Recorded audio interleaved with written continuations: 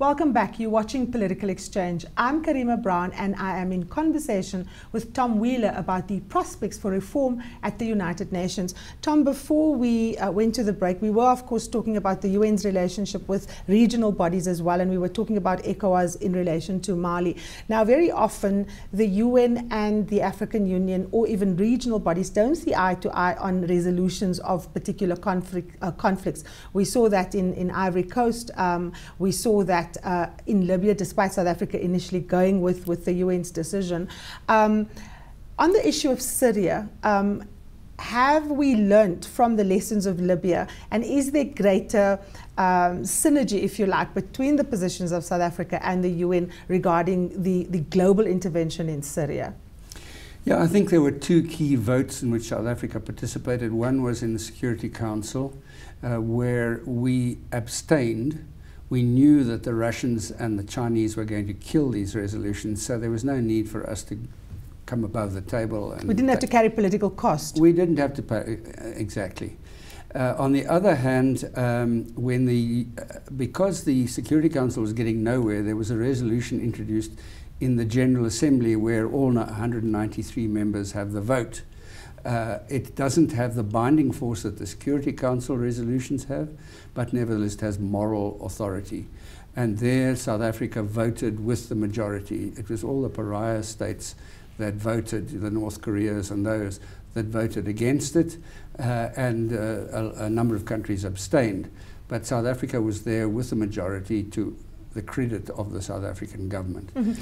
And of course, that position in stark contrast, for example, to what we saw in the case of Myanmar, Burma, as you referred earlier, yeah, where South Africa would have perhaps gone with countries who hold a different view. This kind of shift, what is it indicative of, Tom? Is it a realization on the part of the Zuma administration that they need to position differently in the globe, or is it a tactical question?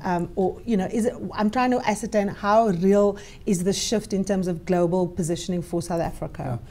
Well, I think we learned from the experience in 2007, 2008, where we made ourselves extremely unpopular in the world by the decisions we made, the positions we fought for, and I think this time, when there is no need to go out on a limb on an issue, we haven't. So we've been more tactical, certainly, in the way we've approached our second term. And you'll notice that during the second term, which is now coming to almost to an end after 2 years, that there have been no real controversies except the one on Libya. Mm-hmm.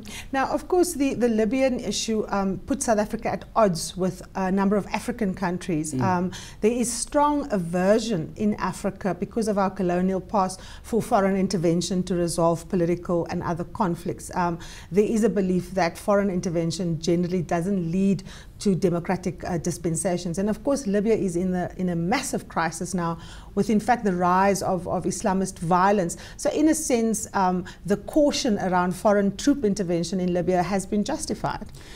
Well, you know, Libya is unfortunately not the only country. If you look at Yemen, where there wasn't foreign intervention either, I think these revolutions that took place, the so-called Arab Spring, set loose forces that have brought democratic governments to those countries, but which may be Islamist. And, you know, the process is not over. We may yet see a different approach. The figure that was mentioned, there were only a few thousand people involved in these demonstrations against this movie on YouTube in Cairo, compared to the hundreds of thousands over a long period of time. So it's a much tinier group that's involved.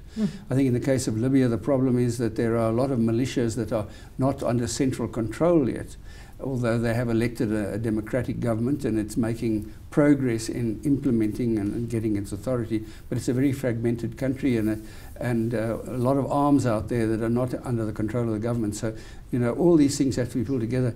I think we've all realized that this Arab Spring is a misnomer. It's the start of an Arab change, and we're only halfway through it, if that. It'll be a long process for the whole thing to settle down.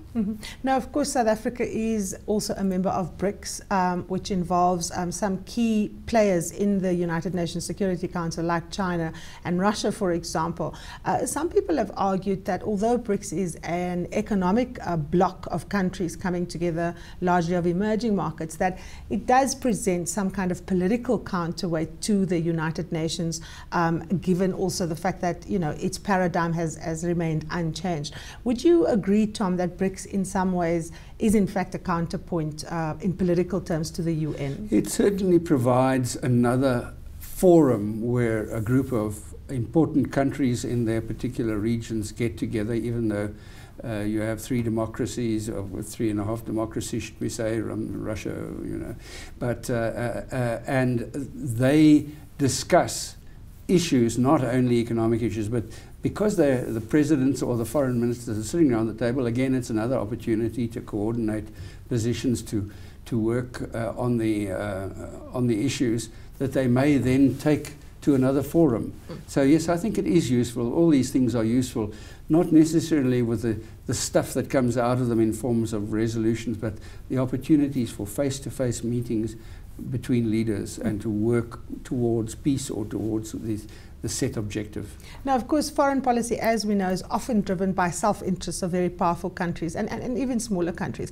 But increasingly, the world of diplomacy is interfacing with the world of trade, and these things are increasingly linked. To what extent is the call for reform of the United Nations also driven by the shifting patterns in global trade and the fact that you're seeing, you know, a slowing down of economies in your big developed countries and an explosion, albeit slow, as we've seen in China recently, but a big explosion in terms of economic activity in these other countries? Is it not time that the UN also begins to, you know, emulate that shift that is happening in global trade patterns? Well, there's certainly merit in what you say. I think recently we had this interesting meeting in Vladivostok of the Asian Pacific Economic Cooperation, it was called.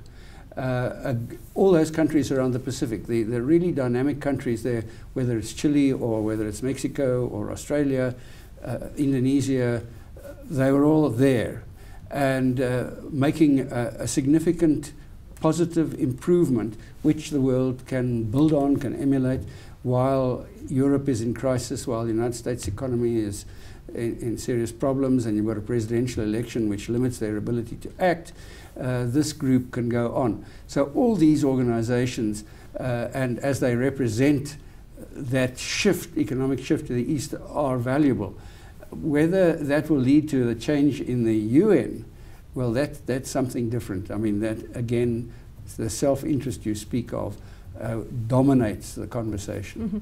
Now, of course, Security Council reform dominates discussions when people talk about UN reform, but there's also, of course, other areas, particularly governance. We know under Kofi Annan, the United Nations was incredibly, rather the United States was incredibly critical of how the financial arrangements of the UN was run, and often lambasted the institution for being bloated and inefficient, and so on. Have we made progress under Ban Ki-moon? Is the UN as a global governance body more efficient? Is it able to use its limited resources in a more efficient manner? That's difficult to say, but I think you have to see it in the context of who was the President of the United States at that time. George H.W. Bush was not exactly a fan of the United Nations. There's this sense of, among right-wing Republicans, that the UN is trying to be a global governance to run the world, and they're terrified of that because, you know, they mustn't have their sovereignty affected. And I think you have to see that criticism in that context rather than at anything that has changed. Of course, other countries have become wealthier and can contribute more. It's not, the US doesn't have to contribute 25% anymore as it did in the beginning, because it was the rich country, the one that hadn't been destroyed in the Second World War and so on. So, you know, these things change both through domestic situations but also internationally. Whether it's become, whether the UN has become more efficient, I think it's taken on more responsibilities, if anything. There are more sub-agencies, but, you know, you have ones on crime and drugs and on migration and on the environment, and all these organizations have a place. These sub-organizations, and they are issues that are of major importance on the global agenda, and they have a role to play. Mm-hmm. Now, of course, many people will argue that the UN is just a talk shop, that it is an opportunity for world leaders, to speak on their soapboxes, and that what the UN decides, in fact, has very little impact, and that it doesn't have the ability to, in fact, bind countries to decisions. Is that a fair criticism in the total body of what the UN actually contributes to world governance, particularly in countries where there's either extreme economic conditions or extreme climate conditions, or even complete failed states in a sense? I think it is rather unfair. You've got to, progress is made through conversations between politicians, and they're not only just standing up there making speeches. That work goes on right through the year. And we've seen COP17. It may not have been a particularly UN thing. We have UN conferences on racism. We have all these various things which are thought leaders, and the leaders of the world contribute to that thinking, and it moves humanity, moves the human society on to new pastures. So essentially what you're saying, Tom, of course, is that the UN in many ways, whilst it can take decisions, it really depends on member states to implement and make those decisions a reality. Tom Wheeler, thank you so much. That's where we have to leave it for Political Exchange. Join me again tomorrow night. I'm Karima Brown. Goodbye.